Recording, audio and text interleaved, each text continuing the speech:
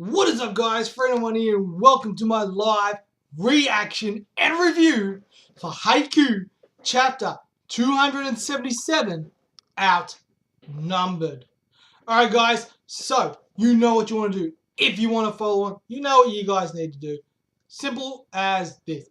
Get your tablet, PC, phone, whatever the hell you read your manga on. Bring it up, bring the first page up, read along with me. Let's enjoy it. It's going to make it more interactive for you, more fun for me. Let's do this. Alright, guys, so last week the chapter ended with Kageyama literally doing a shutout block on Ojiro, the Inarizaki ace, which is a massive, massive move. That's going to be absolutely crazy. Alright, guys, so anyway, let's get straight into it. I'm excited. I know you guys are. Let's do this. First year, Kageyama Tobio blocks Inarizaki's ace, Ojiro, on his own. Oh yeah, Kageyama, Kageyama. Oh yeah. Kageyama. Whoa, that's Kageyama for you. Is it just me, or is he playing out of his mind? Yeah, and the toss was a bit short just now, which meant that hitting across was pretty much their only option. Yeah, I suppose you're right. The match enters its final set. Kageyama blocks all his might and scores Karasuno a break. I've already lost count of the number of times I've been stuffed by incredible blockers from across the nation. Okay? How do I put it? Even if those guys can anticipate where to block and try to run one step ahead of me, those hands that reach out to them above me are filled with nothing but dread. But then again, blocks that aren't terrifying can hardly be called blocks at all. This guy is way more terrifying than Mr. Four Eyes. Alright, so I think it's Suka. He's actually more terrifying of Kageyama than Suki. That's actually pretty big praise, seeing that Suki's our main blocker. So we've got Samurai, his second serve. Aran, oh, I made it too easy for him. Alright, so it looks like he's going up. He also moved from the right. He's lightning quick. Ball flies back into the Inarizaki court. Chance ball. Inarizaki number 10 is coming. Good luck to Karasuno's Swiss cheese of a blocker. This is Suna Rintano's quick attack. Okay, so it looks like Suna's going up. Isn't it terrifying how stable he can keep his lower body? Seeing it on the screen now is one thing, but actually experience it during the game tomorrow may be another matter entirely. Nationals is terrifying. The moment when the spiker hits the ball, it isn't a spiker versus blocker one-on-one. Even if there are two blockers, it's not a one-on-two either. It always is and will always be a 1-on-6. There will always be a way to fight back. But I guess that goes without saying, yeah? Okay. Of course, when the time comes to block, I'll go out there and block. But there's no way I'll be up to the task of defeating one of the nation's top middle blockers overnight. Okay? But if it's a 1-on-6, then I guess... Okay. So he's forced him to go a particular way, and he's gone there and Daichi's there. He's kept it up. Shutting down those spikes are worth shutting down. It's child's play for the like of us. Alright, so Suki's he's insanely confident. So it looks like he's gone up to Azumare. He's gone up. Looks like he's got the spike in, got the point. Yeah! Alright, so a bit of cheering. So Ashishi's got the point. 4-2 to Karasuno. If it were you, Kuro, what would you do about Inazaki's number 10? I wouldn't try so hard, I guess. If you rush recklessly into that, you'll be the one paying the price. The spike radius that Suna guy's reach affords him isn't something his opponents can fully cover for. If you start reacting out of desperation, you'll get screwed. Okay? So we've got the guys from Nekoma there. Even if I understand the theory behind it, though, I probably wouldn't be able to stop myself and I'd end up jumping right into it anyway. I think I'd be able to stop at least a few, but Suki is most likely willing to take sets 1 and 2 just to be able to say at the end, this is Suna Rintaro's turn spikes, you know? Okay. Nice to see my blog.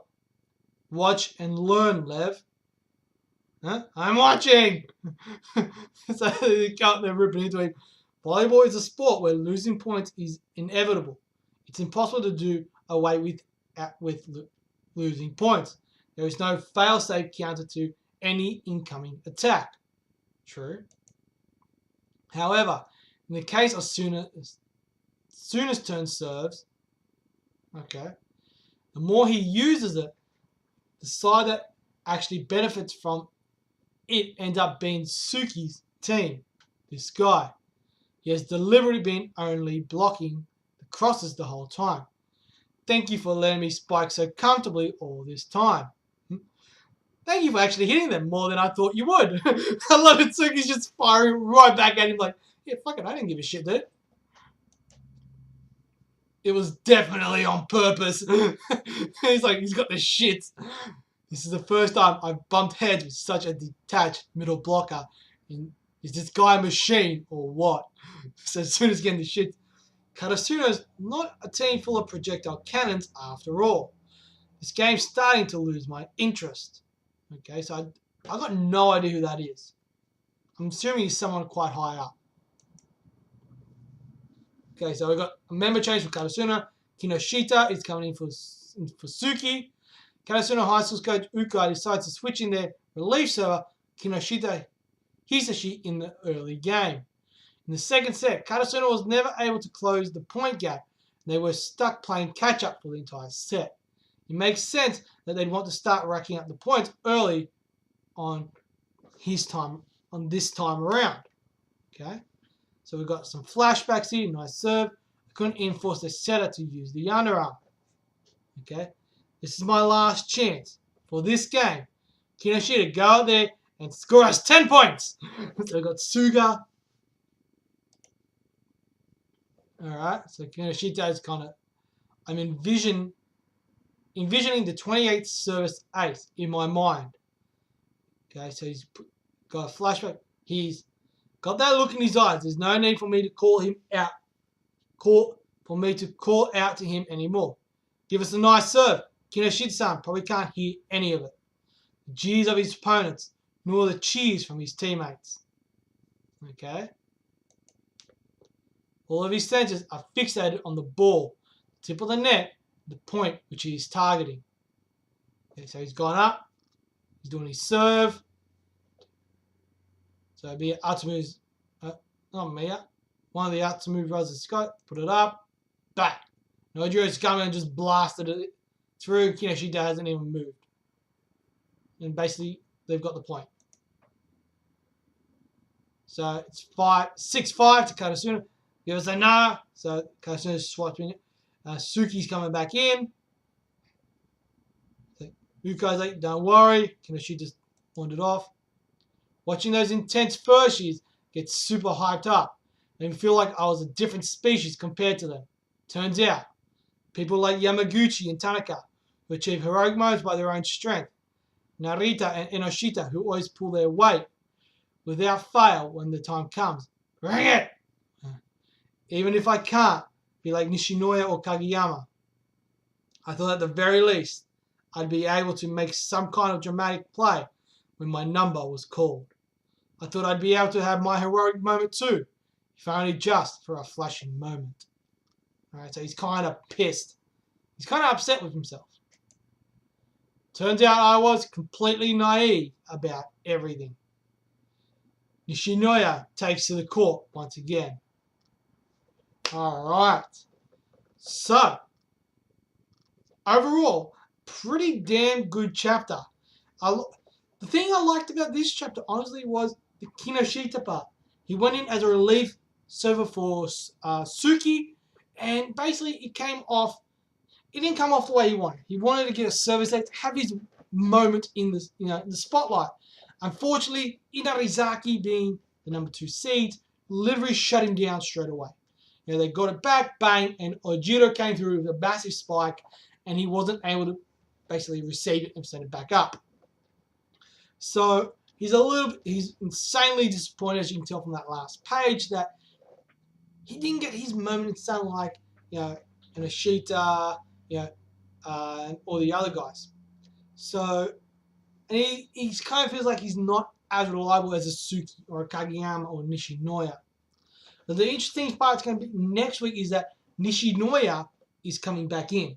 And we know that Miya Atsumu has been purposely targeting Nishinoya this entire game to really wear him down and make him kind of doubt his own defensive capabilities.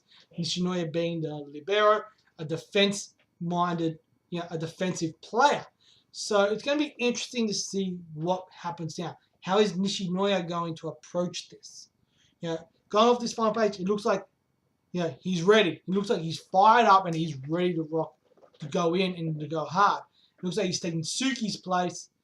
He's taking Kinoshita's place, which would be normally Suki's place. So it's going to be very interesting to see how this goes about, how Nishinoya goes about taking on the Atsumu and Inarizaki from now on.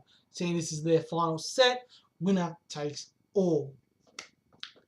Anyway, guys, overall, for this chapter, I'm going to give it 3.5 stars. It was a solid chapter. The Kinoshita part, I liked it. Even though it didn't go the way he wanted, I liked the fact that he is upset about it. So that means he's going to get stronger. And that's a good thing. I think he needs to stop judging himself. He's taken on the number 2 seeds. These guys aren't pushovers. So it's going to be interesting to see how this goes down, how this plays out.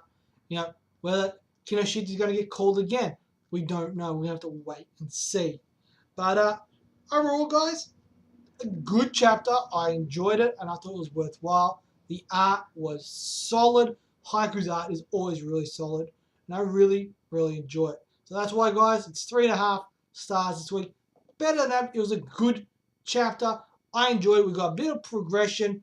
I do want to see more from Kageyama, Suki, and Hinata. Seeing more of what they've got. We're getting a lot of commentary from the crowd, from the guys from Nekoma and everything as well. So I'm really curious to see how this is going to turn out in the end. Anyway, guys, that is all from me. As always, I hope you guys enjoyed the video. If you did, you know what you need to do. Smash that thumbs up. It'll be greatly appreciated. Of course, as you guys can see, all my social media is there. So if you want to follow me on any of those things, by all means, follow me on any of them, all of them, up to you. And of course, hit that thumbs up for help the channel grow. And of course, smash that subscribe button. I want you to see you guys fucking boom, smash that subscribe and help this channel grow. Let's get to that 100 subscriber mark by the end of the year. And as always, guys, I'm Freno1. You guys are awesome. And I'll catch you guys in another live reaction and review. Peace. Run